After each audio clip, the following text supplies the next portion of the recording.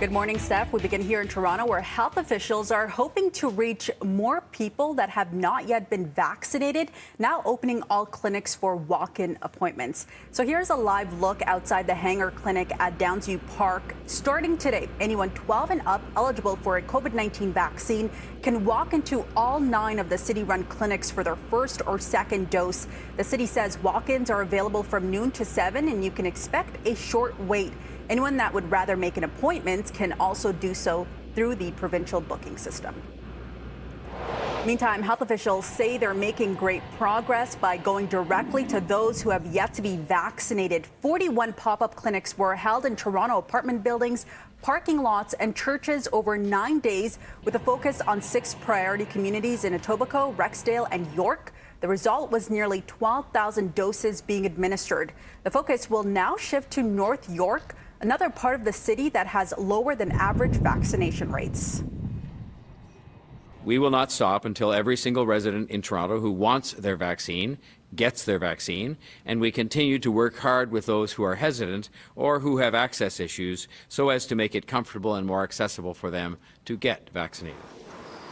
Mel Lastman Square will be the site of the next major vaccine push, dubbed Vax the North. A pop-up clinic will be held Saturday and Sunday featuring music, food, and prize giveaways, with a special focus will be placed on reaching the 18 to 45 age group.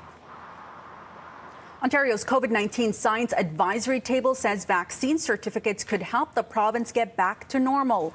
The Science Table says vaccine certificates could allow for the reopening of high-risk settings sooner, including gyms, restaurants, and events, and at increased capacity. They could also be used in schools and workplaces if they require mandatory vaccinations. In a 21-page report released yesterday, the group acknowledged while it may be useful, there are important legal, ethical, privacy, and accessibility issues to consider. And chaos erupting in Toronto yesterday as the city moved in to clear an encampment site at Lamport Stadium.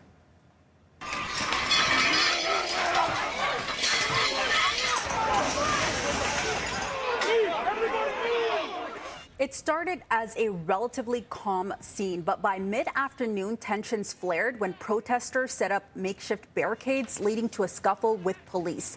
Officers were seen tossing some protesters to the ground. Advocates, an officer, and even media were sprayed by an unknown substance. Some living at the site stayed away from the chaotic scene, while supporters defended encampments at the stadium. There's reasons why people need the outdoor space, and there's also reasons why the encampment is located next to a space that people can access some of the basic services that they provide there. I stayed in here, didn't move out of my, seeing that it was going down.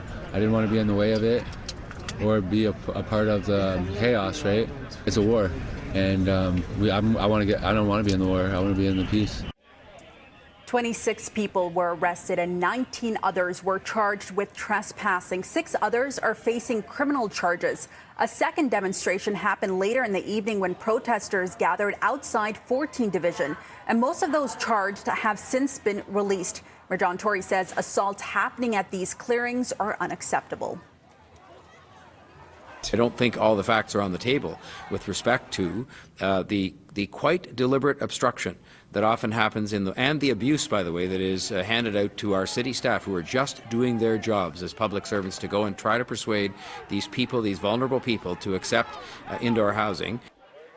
2 people accepted help to find a shelter or hotel, while 5 people already had space in the shelter system.